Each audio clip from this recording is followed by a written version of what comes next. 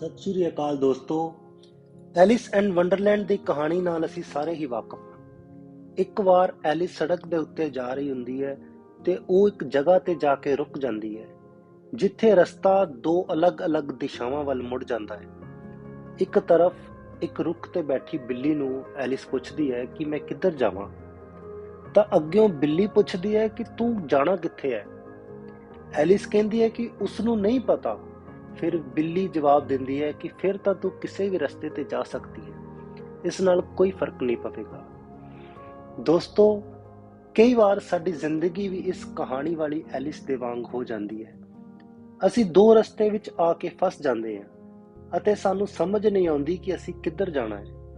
ਇਸ ਸਵਾਲ ਦਾ ਜਵਾਬ ਲੱਭਣਾ ਸਾਡੇ ਲਈ ਬਹੁਤ ਮੁਸ਼ਕਿਲ ਹੋ ਜਾਂਦਾ ਹੈ ਅਤੇ ਅਸੀਂ ਸੋਚਦੇ ਰਹਿ ਜਾਂਦੇ ਹਾਂ, ਜਦ ਕਿ ਅਸਲ ਵਿੱਚ ਸਾਨੂੰ ਇਸ ਤੋਂ ਵੀ ਜ਼ਰੂਰੀ ਸਵਾਲ ਦਾ ਜਵਾਬ ਲੱਭਣ ਦੀ ਜ਼ਰੂਰਤ ਹੈ ਕਿ ਅਸੀਂ ਜਾਣਾ ਕਿੱਥੇ ਚਾਹੁੰਦੇ ਹਾਂ।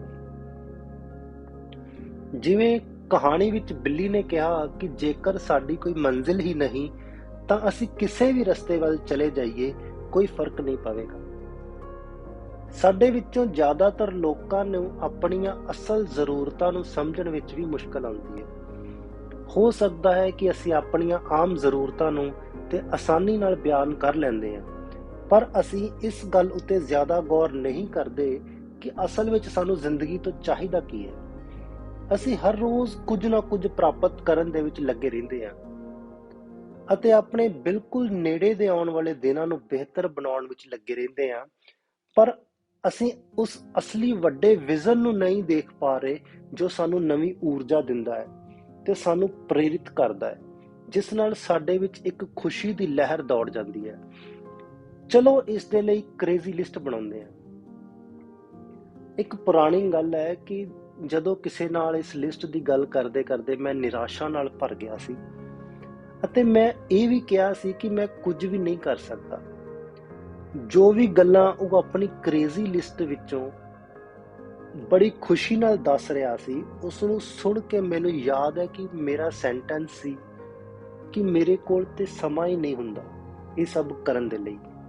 ਮੈਨੂੰ ਪਤਾ ਹੈ ਕਿ ਇਹ ਬਹੁਤ ਹੀ ਬੇਤੁਕਾ ਬਹਾਨਾ ਸੀ। ਇਹ ਵੀ ਸੱਚ ਹੈ ਕਿ ਸਾਡੇ ਵਿੱਚੋਂ ਬਹੁਤ ਸਾਰੇ ਲੋਕ ਬਹੁਤ ਹੀ ਟੈਲੈਂਟਡ ਹਨ ਬਹਾਨੇ ਬਣਾਉਣ ਵਿੱਚ, ਤੇ ਸਾਡੇ ਲਈ ਉਸ ਬਹਾਨੇ ਨੂੰ ਸੱਚ ਮੰਨ ਲੈਣਾ ਵੀ ਬਹੁਤ ਆਸਾਨ ਹੁੰਦਾ ਹੈ।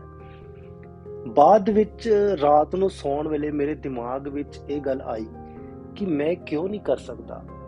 ਕਈ ਵਾਰ ਇੱਦਾਂ ਹੁੰਦਾ ਹੈ ਕਿ ਜਦੋਂ ਵੀ ਮੇਰੇ ਦਿਮਾਗ ਵਿੱਚ ਕੋਈ ਨੈਗੇਟਿਵ ਗੱਲ ਆਉਂਦੀ ਹੈ ਤਾਂ ਜਿੰਨੀ ਜਲਦੀ ਹੋ ਸਕੇ ਮੈਂ ਖੁਦ ਨੂੰ ਪੋਜ਼ਿਟਿਵ ਕਰਨ ਦੀ ਕੋਸ਼ਿਸ਼ ਕਰਦਾ।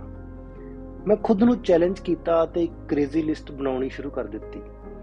ਇਸ ਲਿਸਟ ਵਿੱਚ ਬਹੁਤ ਸਾਰੀਆਂ ਚੀਜ਼ਾਂ ਸਨ, ਜਿਵੇਂ ਰਿਵਰ ਰਾਫਟਿੰਗ ਕਰਨਾ, ਕਸ਼ਮੀਰ ਘੁੰਮਣਾ, ਲੇਹ ਲਦਾਖ, ਮੈਂਗੋਂਗ ਵਰਗੀਆਂ ਥਾਵਾਂ ਤੇ ਜਾਣਾ, ਉਹ ਵੀ ਆਪਣੀ ਕਾਰ ਜਾਂ ਬਾਈਕ ਤੇ।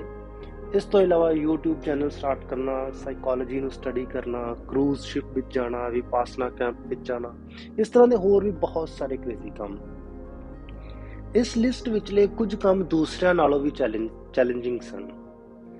ਮੈਂ ਜਿਸ ਤਰ੍ਹਾਂ ਇਹ ਲਿਸਟ ਬਣਾ ਰਿਹਾ ਸੀ, ਇਹ ਪਹਿਚਾਨ ਹੁੰਦੀ ਜਾ ਰਹੀ ਸੀ ਕਿ ਮੈਂ ਜ਼ਿੰਦਗੀ ਵਿੱਚ ਚਾਹੁੰਦਾ ਕੀ ਹਾਂ। ਇਸ ਲਿਸਟ ਵਿੱਚੋਂ ਕਾਫੀ ਕੰਮ ਮੈਂ ਪੂਰੇ ਕਰ ਚੁੱਕਾ ਹਾਂ ਤੇ ਕਾਫੀ ਅਜੇ ਬਾਕੀ ਹਨ ਜੋ ਜਲਦ ਹੀ ਪੂਰੇ ਹੋਣਗੇ। ਇਸ ਲਿਸਟ ਦੀ ਕੋਈ ਸੀਮਾ ਨਹੀਂ ਹੈ। ਕਿੰਨੇ ਪੈਸੇ ਲੱਗਣਗੇ ਕੋਈ ਫਰਕ ਨਹੀਂ ਪੈਂਦਾ, ਕਿੰਨਾ ਸਮਾਂ ਲੱਗੇਗਾ ਕੋਈ ਫਰਕ ਨਹੀਂ ਪੈਂਦਾ, ਕਿਹੜੀ ਜਗ੍ਹਾ ਤੇ ਜਾਣਾ ਹੈ ਇਹ ਵੀ ਫਰਕ ਨਹੀਂ ਪੈਂਦਾ। ਇਸੇ ਲਈ ਤਾਂ ਇਸ ਲਿਸਟ ਨੂੰ ਕ੍ਰੇਜ਼ੀ ਲਿਸਟ ਦਾ ਨਾਮ ਦਿੱਤਾ ਹੈ। ਮੈਂ ਕਿਤੇ ਵੀ ਇਹ ਸੋਚ ਕੇ ਨਹੀਂ ਰੁਕਿਆ ਕਿ ਇਹਨਾਂ ਨੂੰ ਅਸਲ ਵਿੱਚ ਪੂਰਾ ਕੀਤਾ ਵੀ ਜਾ ਸਕਦਾ ਹੈ ਕਿ ਨਹੀਂ, ਇਹ ਰੀਅਲਿਸਟਿਕ ਹਨ ਜਾਂ ਅਨਰੀਅਲਿਸਟਿਕ। ਦੱਸ ਦੇਵਾਂ ਕਿ ਇੱਥੇ ਰੀਅਲਿਸਟਿਕ ਦਾ ਮਤਲਬ ਜਿਨ੍ਹਾਂ ਨੂੰ ਅਸਲੀਅਤ ਵਿੱਚ ਪੂਰਾ ਕੀਤਾ ਜਾ ਸਕਦਾ ਹੈ, ਅਤੇ ਅਨਰੀਅਲਿਸਟਿਕ ਦਾ ਮਤਲਬ ਜੋ ਅਸਲ ਵਿੱਚ ਪੂਰੇ ਨਹੀਂ ਕੀਤੇ ਜਾ ਸਕਦੇ। ਮੈਨੂੰ ਇਹ ਵੀ ਸਮਝ ਲੱਗ ਗਈ ਕਿ ਅਸਲ ਵਿੱਚ ਬਹੁਤ ਗੱਲਾਂ ਰੀਅਲਿਸਟਿਕ ਹੁੰਦੇ ਹੋਏ ਵੀ ਅਸੀਂ ਉਹਨਾਂ ਨੂੰ ਅਨਰੀਅਲਿਸਟਿਕ ਬਣਾ ਲੈਂਦੇ ਹਾਂ। ਜਿਵੇਂ ਆਸਾਨੀ ਨਾਲ ਕਹਿ ਦਿੰਦੇ ਹਾਂ ਕਿ ਮੈਂ ਇਸ ਕੰਮ ਨੂੰ ਨਹੀਂ ਕਰ ਸਕਦਾ ਕਿਉਂਕਿ ਮੇਰੇ ਕੋਲ ਇੰਨਾ ਟਾਈਮ ਹੀ ਨਹੀਂ ਹੁੰਦਾ, ਪਰ ਅਸਲ ਵਿੱਚ ਅਸੀਂ ਖੁਦ ਕੋਸ਼ਿਸ਼ ਹੀ ਨਹੀਂ ਕਰਦੇ ਟਾਈਮ ਕੱਢਣ ਦੀ ਅਤੇ ਕਹਿ ਦਿੰਦੇ ਹਾਂ ਕਿ ਇਹ ਤਾਂ ਮੇਰੇ ਲਈ ਅਨਰੀਅਲਿਸਟਿਕ ਹੈ। ਸਾਡਾ ਦਿਮਾਗ ਬਹੁਤ ਤਾਕਤਵਰ ਹੈ।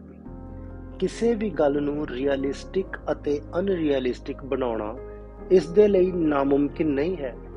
ਫਰਕ ਸਿਰਫ ਇਹ ਹੈ ਕਿ ਅਸੀਂ ਇਸ ਨੂੰ ਕਿਸ ਦਿਸ਼ਾ ਵੱਲ ਵਰਤਦੇ ਹਾਂ। ਜੇਕਰ ਤੁਸੀਂ ਪੂਰੇ ਮਨ ਨਾਲ ਇਸ ਨੂੰ ਰੀਅਲਿਸਟਿਕ ਬਣਾਉਣ ਦੀ ਕੋਸ਼ਿਸ਼ ਕਰਾਂਗੇ ਤਾਂ ਯਕੀਨ ਮੰਨੋ ਬਹੁਤ ਸਾਰੇ ਰਸਤੇ ਲੱਭ ਜਾਣਗੇ। ਹੁਣ ਤੁਹਾਡੀ ਵਾਰੀ, ਤੁਸੀਂ ਵੀ ਆਪਣੀ ਕ੍ਰੇਜ਼ੀ ਲਿਸਟ ਤਿਆਰ ਕਰੋ ਅਤੇ ਸੋਚੋ ਕਿ ਉਸ ਨੂੰ ਰੀਅਲਿਸਟਿਕ ਕਿਵੇਂ ਬਣਾਉਣਾ ਹੈ।